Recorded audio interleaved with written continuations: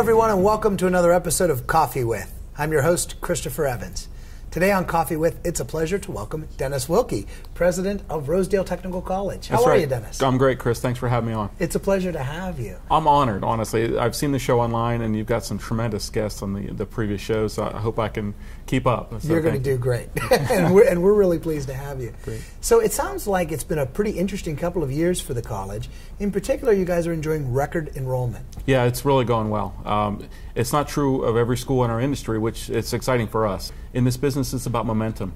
If you do well, you attract more students, you generate more income, you can invest more in the school, then you get more students, and it keeps going forward, and we're on the right side of that right now. It's Absolutely. Great. So what kind of opportunities are you seeing for some of your graduates right now? Well, our number one program right now is the diesel degree program, diesel technology, and partly fueled by the Marcellus shale industry, both directly and indirectly. So it's been a real exciting time for us. We actually took over a second building, expanded our footprint, added 42,000 square feet about 3 years ago to accommodate the growth, and then now we're branching out even further. That's fantastic. And the school has been around for 65 years. That's right. Wow. Yeah, started in 1949 to train people coming back from World War II to be automotive technicians. That's amazing. You know, oftentimes when I talk to universities or schools or trade schools and colleges, I want to know what opportunities exist for people that may want to open their own business someday. Oh, yeah. How do you prepare your grads for that opportunity? So what I'm really excited about is we've just been approved and hope to start classes this fall for a new program called Applied Business Management. What we believe is that there's a lot of folks that have maybe graduated from a school like Rosedale and are working in the field in a technical position. They want to move into management or open up their own business. And there's probably not that many places where they can go to get the business training that fits, like a business for the trades program.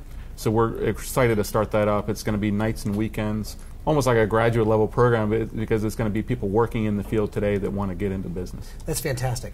I mean, any student should be concerned with upward mobility, and it sounds like there's a lot of opportunity for your graduates. If anybody wants a clue on what their child should be doing, start an HVAC company.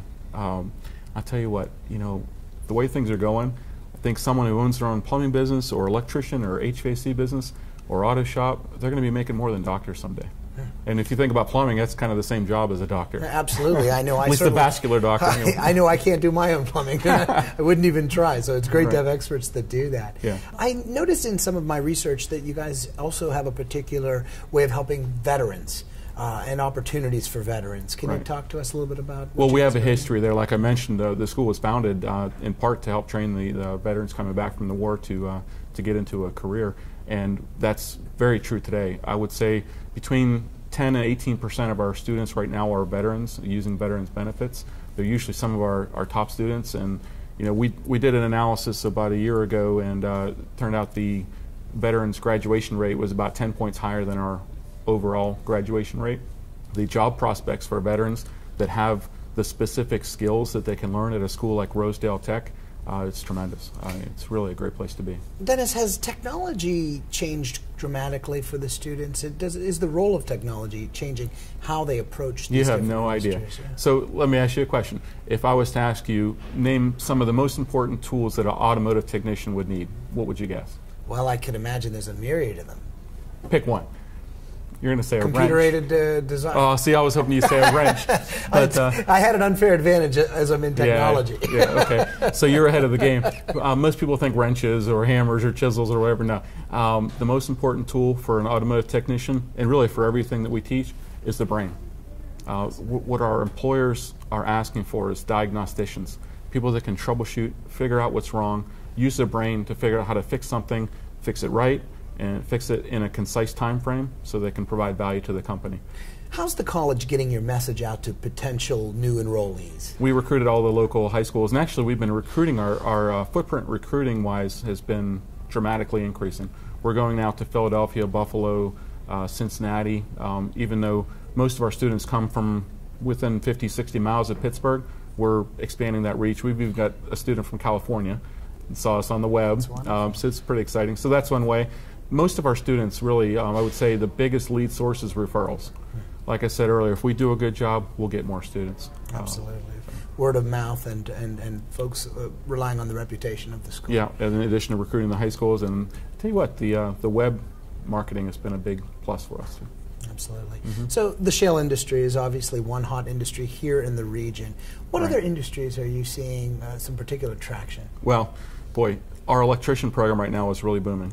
And the job prospects for electricians is not what you think anymore. There's a lot of manufacturing and industrial jobs available for our electrician grads right now, but really every program. We have big career fairs twice a year. Even though we're talking to employers year-round, we do our big consolidated career fairs in spring and fall. The past couple of career fairs, we were averaging 70 different employers coming to our school looking to hire our grads in all programs. That's pretty impressive.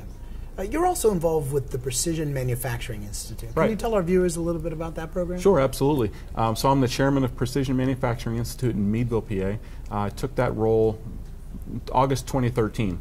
What that school does is, let's see, there's a machinist program, welding program, and a mechatronics program. So that school was founded to do industry training for all the local industry that happens up in northwestern PA in the tool and die and fabrication industries.